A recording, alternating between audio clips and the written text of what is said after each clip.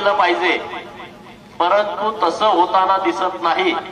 आणि म्हणून जिल्ह्यातले अनेक सभासद शेतकरी आमच्याकडे आले की या जिल्हा बँकेच्या वरती आपण मोर्चा काढला पाहिजे। आणि म्हणून आज सदाभाऊ खोत यांच्या नेतृत्वात हा मोर्चा आयोजित केलेला आहे। आणि तुम्ही सगळेजण, सगळ्या तालुक्यातले शेतकरी बांधव तुम्ही इथं उपस्थित राहिला त्याबद्दल मी तुमचं मनापासून आभार व्यक्त करतो। कारण कुणीतरी हा विषय हातात घ्यायला पाहिजे। जोपर्यंत या मस्तवाल लोकांच्या विरोधामध्ये आपण आपली रास्त भूमिका घेत नाही, ती भूमिका घेऊन रस्त्यावरती उतरत नाही, तोपर्यंत जिल्हा बँक असेल किंवा राज्य सरकार असेल त्यांना जाग येणार नाही। आणि म्हणून आज तुम्ही इतक्या मोठ्या संख्येनं जिल्हा बँकेवरती मोर्चासाठी उपस्थित राहिला। आज खऱ्या अर्थानं या लोकांना कळेल की बाबांनो, आपण मनमानी करून चालणार नाही। गावगाड्यातल्या शेतकऱ्याच्या लक्षामध्ये आपण केलेल्या सगळ्या चोऱ्या आलेल्या आहेत। आणि सदाभाऊने आता तुम्हाला सविस्तर सांगितलं की आपल्या या मोर्चाची मागणी काय आहे। आपल्या मोर्चाची मागणी ही आहे की 88 अंतर्गत या जिल्हा बँकेची चौकशी सुरू आहे। त्या चौकशीमध्ये या जिल्हा बँकेतल्या संचालक मंडळाने, एमडीनी मोठ्या प्रमाणात चुकीच्या पद्धतीनं पदाचा गैरवापर केलेला आहे। अनेकांना शेकडो कोटीची कर्ज दिलेली आहेत, त्यांनी ती कर्ज बुडवलेली आहेत। अनेक लोकांना कर्ज अशी दिलेली आहेत की त्यांचं तारण घेतलेलं नाही, परंतु त्यांना कर्ज दिलेलं आहे। अनेक प्रॉपर्ट्या या जिल्हा बँकेनं गरज नसताना विकत घेतलेल्या आहेत आणि विकत घेतलेल्या प्रॉपर्ट्या कुठलंही करार न करता त्या लोकांना परत चालवायला दिलेले आहेत। असं एक ना अनेक विषय या जिल्हा बँकेच्या माध्यमातून सुरू आहे। उदाहरणार्थ कुठला महाकाली साखर कारखाना कवटेमंका साखरेवरती कर्ज दिलं आणि ते कर्ज साखर तिथं होती, ती साखर विकता येत होती, बँकेचं कर्ज भरून घेता येत होतं, पण या बँकेला ती साखर विकायची नव्हती। त्यांना तो कारखाना बंद पाडायचा होता आणि तो जयंतरावच्या घशात घालायचा होता। हे पाप या बँकेनं केलं। महाकाली साखर कारखान्याची साखर असताना सुद्धा ती विकली नाही, परत काही वर्षानं ती साखर 25% विकली। आणि मग तो कारखान्याचं काय पुढे घडलं तुम्ही सगळ्यांनी बघितलं। माणगंगा सहकारी साखर कारखाना आटपाडी, या कारखाना बँकेच्या ताब्यात होता, कोणताही करार न करता चोराच्या ताब्यात चालवायला दिलाय, हे सगळ्या जिल्ह्यातल्या लोकांना माहित आहे। त्या कारखान्याच्या साठी देवस्थानची जमीन, ज्या जमिनीचा दर 3 लाख आहे प्रति गुंठा, या बँकेच्या लोकांनी सांगितलं व्हॅल्युएटरनी त्याचा 40 लाख रुपये दर आहे, 12-13 कोटी रुपये कर्ज त्याला, कुठलाही करार नसताना ऊस तो मजुरासाठी ते पैसे दिलेले आहेत। खानापूरची सूतगिरणी, ज्या सूतगिरणीला 23 कोटी रुपये या बँकेनं दिले, ते बँकेच्या चेअरमनच्या खात्यावरती न जाता, सूतगिरणीच्या चेअरमनच्या खात्यावरती न जाता त्याच्या पोराच्या खात्यावरती गेले। एक नाही अनेक विषय। हे आता नवीन खासदार निवडून आलेला गप्पा मारतो, मी आता जिल्ह्याचा विकास करणार, जिल्ह्याचा विकास करणार। अरे या बँकेचं किती खाल्लं ते आणि जिल्ह्यातल्या लोकांना सांग ना, कुठला कागद दिला नाही, काय नाही। मी वसंतदादाचा नातो, वसंतदादा, अरे वसंतदादाच्या पायातल्या मातीची किंमत आहे का तुला? तू उगाच इतकं मोठं बोलायला लागलाय हा?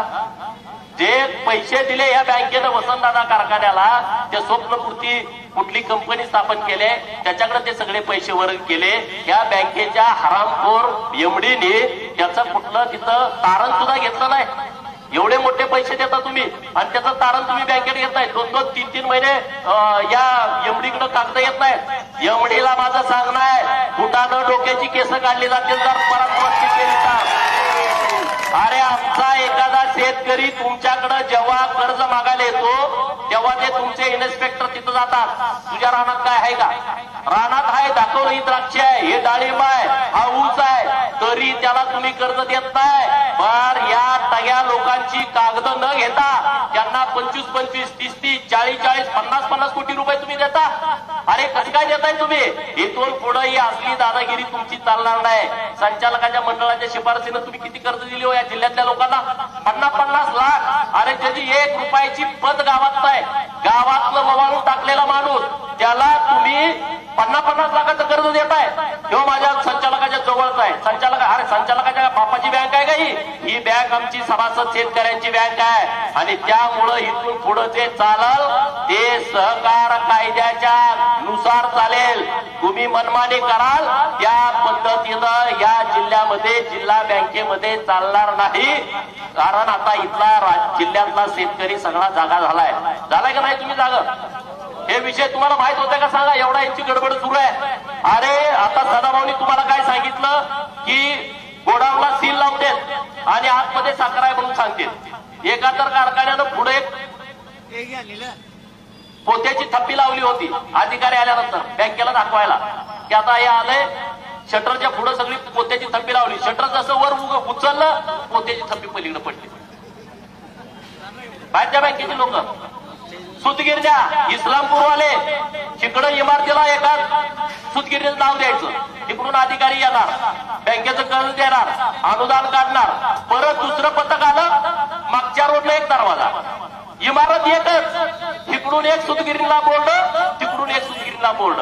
एका इमारतीवरती 4 आहेत अशा. सदाभाऊंचं म्हणणं आहे 4 एकाच जाग्यावर एकाच इमारतीत एकच सुतगिरणी आणि त्याला 4ही बाजूला दरवाजे. अरे किती पाप करताय तुम्ही.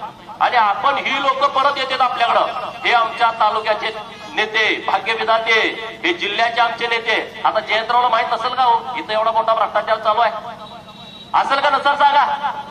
400 लोकांची भरती केली, त्या भरतीमध्ये बोगस दाखले घेतलेत.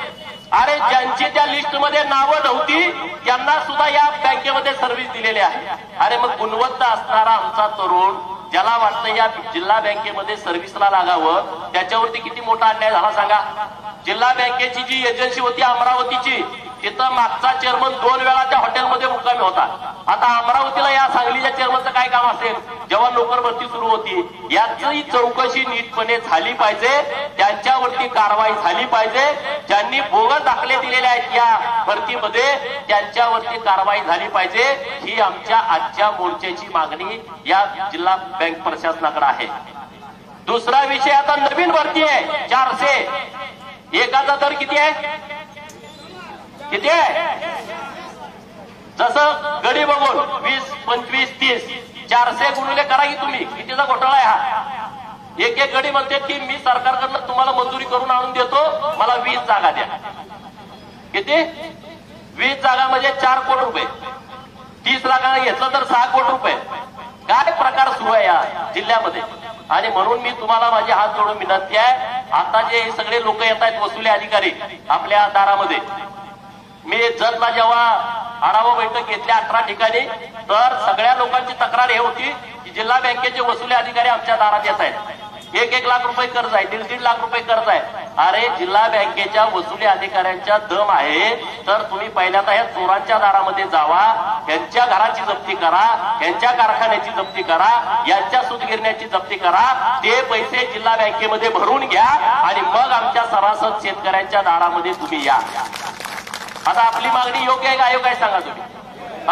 ज्याच्याकडे 50 कोटी आहे त्याच्याकडे जात नाही, ज्याच्याकडे 50,000 आहे तिथं तुझी भांडी जप्त करतो, तुझी टीव्ही जप्त करतो, तुझं कपाट जप्त करतो, तुझ्या घराला कुलूप लावतो. अरे काय प्रकार चाललाय? म्हणून हा चाबूक आहे. जर तुम्ही दारात आला तर तुम्हाला ढोंगणावरती या चाबकाचे फटके बसतील. कारण आम्ही शेतकरी बँकेचे पैसे बुडवणारे लोक नाही. अरे पण जी टगे लोक इथं आले, बँकेवर कोण येतंय? 21 संचालक आणि 2 निमंत्रित संचालक.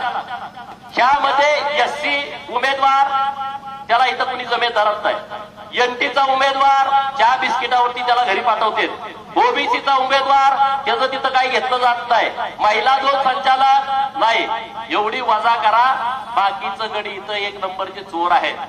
या चोरांची चौकशी झाली पाहिजे। या सगळ्या लोकांनी ज्या चुकीच्या पद्धतीनं कर्ज काढलेले आहेत, बुडवलेले आहेत, त्याची चौकशी झाली पाहिजे। वसंतदादा कारखान्याला दिलेलं कर्ज त्याची चौकशी झाली पाहिजे। जतचा साखर कारखाना कशा पद्धतीनं विकला, मला तर जतचे सगळे आकारामदादा आहेत, संजय तेली आहेत, सगळी मंडळी आहेत, प्रभाकर भाऊ जाधव आहेत, यांनी आता कागदाचा सगळा गट्टाच काढला की कशा चुकीच्या पद्धतीनं बँकेमुळं हा कारखाना जयंतरावच्या घशात गेलेला आहे, याची चौकशी झाली पाहिजे।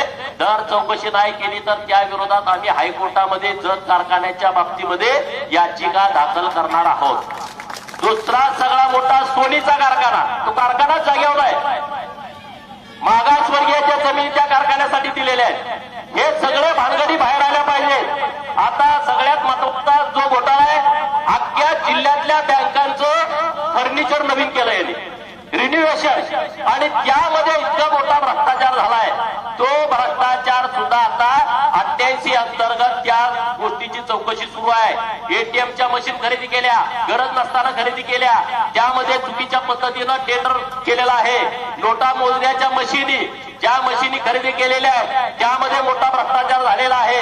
हे जे सगळे विषय आहेत ते सगळे विषय हे आता या चौकशीमध्ये निष्पन्न होत आहेत। सरफेसी ऍक्ट कायद्याअंतर्गत 6 नियमबाह्य संस्था या विक्री केलेल्या आहेत, त्यामध्ये महाकाली साखर कारखाना, त्यामध्ये मानगंगा साखर कारखाना, विजयालक्ष्मी कॉटन मिल, शेतकरी सूतगिरणी, प्रतिबिंब मागासवर्गीय संस्था, डिवाइन फूड, या संस्था या जिल्ह्यातल्या 6 संस्था, याची चौकशी नीटपणे झाली पाहिजे। व्यक्तिगत संस्थांची कर्ज राईट ऑफ केलेली आहे, त्याची चौकशी नीटपणे झाली पाहिजे। 88 अंतर्गत चौकशी आता सुरू आहे, त्यातले काही मुद्दे आता त्यामधून वगळलेले आहेत। ज्या अधिकारी डॉक्टर प्रिया दळणार या सगळ्या विषयाच्या चौकशी करतायत त्यांच्याकडे आमची विनंती आहे की यातला एकही मुद्दा वगळता कामा नये। महाकाली कारखाना तारण ठेवून जे साखरेतून कर्ज वसुली न करता कागदोपत्री ठराव दर्शवून नाम मात्र भाड्यानं हा कारखाना दिलेला आहे, याची चौकशी मोठ्या प्रमाणात या बँकेच्या माध्यमातून झाली पाहिजे, ही आमची सगळी मागणी आहे। दुसरा विषय आहे ग्रीन पॉवर शुगरचा अपुऱ्या तारणावरती कर्ज दिलाय। बाळासाहेब होलंबारे संचालक आहेत, त्यांचं कुठलंही तारण न घेता पेट्रोल पंप खरेदीसाठी नियमबाह्य कर्ज दिलेला आहे। एक ना अनेक विषय आहेत, हे सगळे विषय आम्ही रेकॉर्डवरती घेतलेले आहेत। स्वतंत्र भारत पक्ष नावाचा पक्ष आहे, त्यांचेही लोक गेल्या 1-2 वर्षापासून मेहनत करतायत।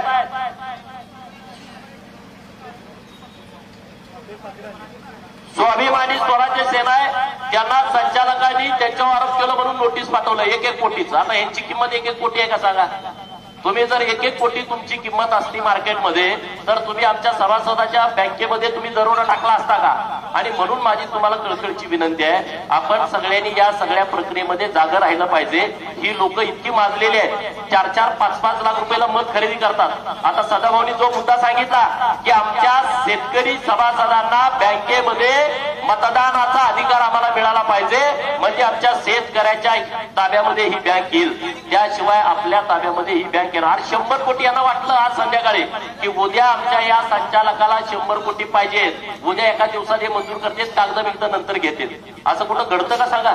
100 कोटी रुपये कुठले नाही, ही संस्था स्थापन करते हेच, त्या संस्थेवरती जिल्हा बँकेचं कर्ज काढते हेच, परत ही संस्था तोट्यात आली म्हणजे हेच, परत ती संस्था कमी दरामध्ये जिल्हा बँक विकत घेत्या आणि परत तीच संस्था त्याच माणसाला परत चालवायला देत्या।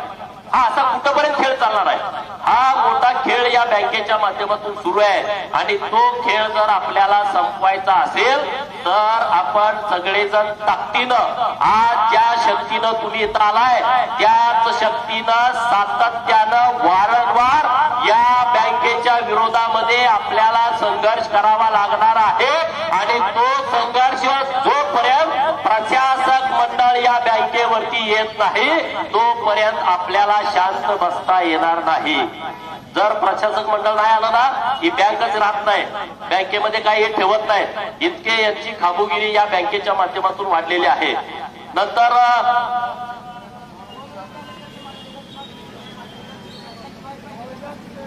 बघा, मंगळूर तालुका खानापूर मधला शेतकरी आहे, 2 वर्ष जिल्हा बँकेकडं पाईपलाईन करण्यासाठी कर्ज मागतोय, पण त्यांना कर्ज दिलं जात नाही. म्हणजे असे प्रकार हे सुरू आहे. आणि म्हणून यांच्यावरती कुठं तर अंकुश पाहिजे. यांच्या जवळचे काय अधिकारी आहेत त्यांना तालुक्याचा अधिकारी केलाय, त्यांची तेवढी पात्रता नाही. उदाहरणार्थ आमच्या आटपाडीत जमादार नावाचा कोणतरी एक अधिकारी आहे, त्याची पात्रता तेवढी नाही, पण त्याला तालुक्याचा मेन केलाय आणि तो शेतकऱ्यांना डारडूर करतो. त्याला म्हणतात तुला हा डारडूर करायच्या भानगडीत तू पडू नको, तुला काय कुठला पुढारी ज्यानं नेमलाय तो तुला वाचवायला येणार नाही. असे जिल्ह्यामध्ये किती अधिकारी आहेत की ज्यांची पात्रता नाही परंतु त्यांना वरच्या पोस्टवरती दिलंय. या जिल्हा बँकेमध्ये 10-12 अधिकारी यामध्ये आहेत, बाकीच्या अधिकाऱ्याचा हे संबंध नाही आहे. अरे मागच्या महिन्यामध्ये एक प्रकरण बाहेर आलं, सरकारच्या वतीनं जे अनुदान आलंय, दुष्काळाचं अनुदान, शेतकऱ्याचं पाऊस पडल्यानंतरचं अवकाळीचं अनुदान, नंतर वेगवेगळी इकडं पुराचं अनुदान कृष्णा पट्ट्यामध्ये आलं. ज्या शेतकऱ्यांना बँकेला आलेलं अनुदान दिलं नाही तर त्यांनी ते परत पाठवायला पाहिजे राज्य सरकारकडं. राज्य सरकारचे पैसे आहेत, एक तर तुम्ही परत राज्य सरकारला पाठवायला पाहिजे, नसेल तर तुम्ही त्या शेतकऱ्याला द्यायला पाहिजे. 6 ते 7 शाखामधल्या अधिकाऱ्यांनी ते पैसे काढून खाल्ले, 7-8 कोटी रुपये. आणि त्याची चौकशी कोण करताय? जिल्हा बँकेचे अधिकारी.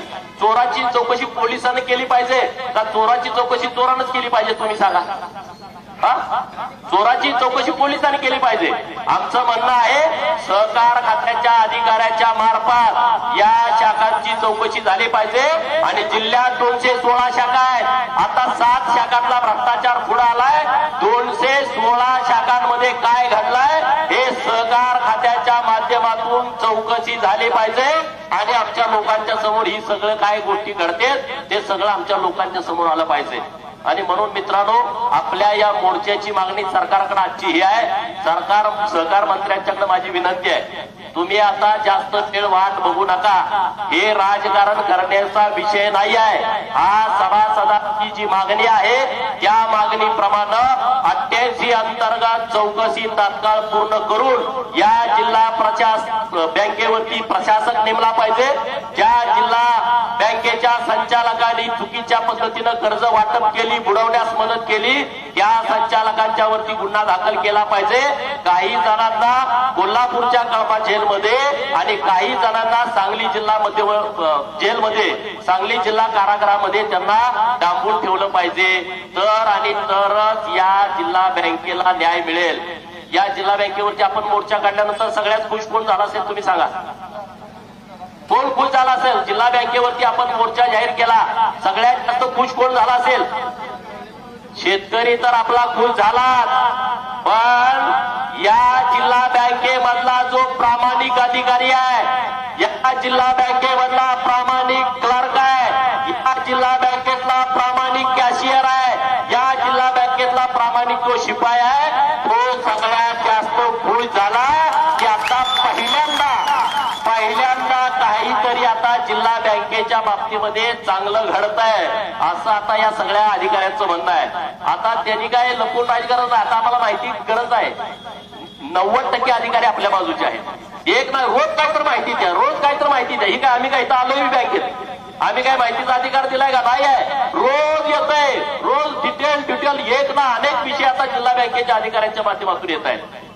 अधिकाऱ्यांना माझं सांगणं आहे, तुम्ही बिनधास्त राहा, तुमच्यावरती कुणीही दादागिरी करण्याचा प्रश्न येणार नाही. सदाभाऊ आणि मी आणि आमचे सगळे सहकारी तुमच्या बाजूने ठामपणे उभे आहेत. जेवढी तुमच्याकडे या बँकेविषयीची चुकीची माहिती आहे ती सगळी माहिती तुम्ही आमच्याकडे द्या. आम्ही आता अधिवेशन परवापासून सुरू होतेच काय तिथं पण आता मी अर्ध्या तासाची चर्चा लावली आहे जिल्हा बँकेच्या वतीवरती. दूध का दूध, पाणी का पाणी, समोर आता ते सहकार मंत्री महोदय त्याला उत्तर देतील. त्यामुळे तुम्ही चिंता करू नका. आजचा हा मोर्चा इतिहास घडवणारा मोर्चा आहे. जे आता हे बघा 7 लाखाचं कर्ज आहे त्याला नीलचा दाखला दिला, हे आमच्या हातात दाखला आहे. 7 लाखाचं कर्ज आहे आता 7,40,000 बँकेनं नीलचा दाखला दिला. कसं काय हे घडत असं नो सांगा ना, तुम्ही विचार करा ना या सगळ्या गोष्टीचा. 50,000 आपल्या दारात येते, ह्याला शिक्का मारून देऊन टाकला, चल हे दुसरं कर्ज. हे प्रकार सुरू आहेत. हे बघा 50,000ची जप्ती आहे, बोजा चढवलाय फेरफारला 50,000 रुपये, इकडं 50-50 कोटीचा हिशोब करत नाही. मग आपली मागणी रास्ताय का चुकीची आहे सांगा? बँकेवरती या जिल्ह्यातला एक बोका आहे, त्याला वाटतंय मी डोळं मिटून दूध पितोय, कोणाला कळत नाही. अरे लोक हुशार झालेत, आता लोकांच्या हातामध्ये चाबूक आहे, तो चाबूक पेकाटात बसल्याशिवाय आता राहणार नाही. लोक सगळी जागी झालेली आहेत आणि त्यामुळं इथून पुढं आपण ताकदीनं या विषयामध्ये लक्ष घालू. सरकारकडे आमची मागणी आहे की तात्काळ या जिल्हा बँकेवरती तुम्ही कारवाई करा, कुणालाही पाठीशी घालू नका. सरकारला एक चांगली संधी आलेली आहे की भ्रष्टाचाराचं कंबारडं सरकार मोडतंय, हे सरकारनं कृतीमध्ये सिद्ध करावं. येत्या आठवड्यामध्ये काही ना काही या विषयावरती राज्य सरकारनं निर्णय घ्यावा. जर निर्णय नाही झाला तर परत हाच मोर्चा सहकार मंत्र्याच्या बंगल्याच्या समोर आपण घेऊन जाऊ आणि त्यांना तिथं या जिल्हा बँकेच्या विषयी जाब विचारू. त्याशिवाय आपण शांत बसायचं नाही. एवढंच या निमित्तानं तुम्हाला सांगतो. इतक्या मोठ्या संख्येनं तुम्ही इथं आला आणि जिल्हा बँकेची एमडी त्यांना माझी विनंती आहे, आता इथून पुढे कोणाच्या फोनवरती तुम्ही कर्ज देत बसू नका. नाहीतर आता तुमचं मला वाटतं रिटायर झालेत का? होय, रिटायर झालेला गडी परत पैसे खाण्यात पटायचं आहे म्हणून त्याला इथं आणून बसवलाय. तो एकदम मास्टर आहे की कोणाला कर्ज कशी द्यायची काय द्यायची. आता उगाच म्हातारपण आहे, आपलं व्यवस्थित पेन्शन काय थोडीफार येत असेल ते खावा. आता यातनं काय पैसे खाल्लेले जरा कामाला लागतील, नाहीतर बिनकामाचं जेलमध्ये बसायची बारी तुमच्याकडे येईल. तुम्ही हे संचालक म्हणजे फार मोठं कोणतरी जागीरदार आहेत, इनामदार आहेत अशा आविर्भावात राहू नका. त्यांना लोक आता त्याची जागा ज्या त्या तालुक्यातली लोक दाखवतील. चोर लोक इकडे येत आहेत आणि गावात फिरतात, आम्ही अमुक केलं तमुक केलं. 1000 लोकांना कर्ज तुम्ही देताय 50-50 लाखाची आणि दुसऱ्या शेतकऱ्याला 1-1 लाख रुपये पण कर्ज तुम्ही देत नाही. म्हणजे किती पदाचा गैरवापर आहे. आणि त्यामुळे आता आमचं लक्ष या बँकेकडे आहे आणि निश्चितपणे आपण प्रशासक मंडळ आल्याशिवाय शांत बसणार नाही. जे संचालक आहे त्यांच्यावरती गुन्हे दाखल झाल्याशिवाय आपण गप्प बसणार नाही. आणि जे कर्ज त्यांनी चुकीच्या पद्धतीनं बुडवलाय त्याची जोपर्यंत वसुली होत नाही तोपर्यंत आपण हा संघर्ष थांबवायचा नाही. एवढंच या निमित्तानं बोलतो आणि तुमच्या सगळ्यांचं इतक्या मोठ्या संख्येनं आला त्याबद्दल आभार व्यक्त करतो आणि थांबतो.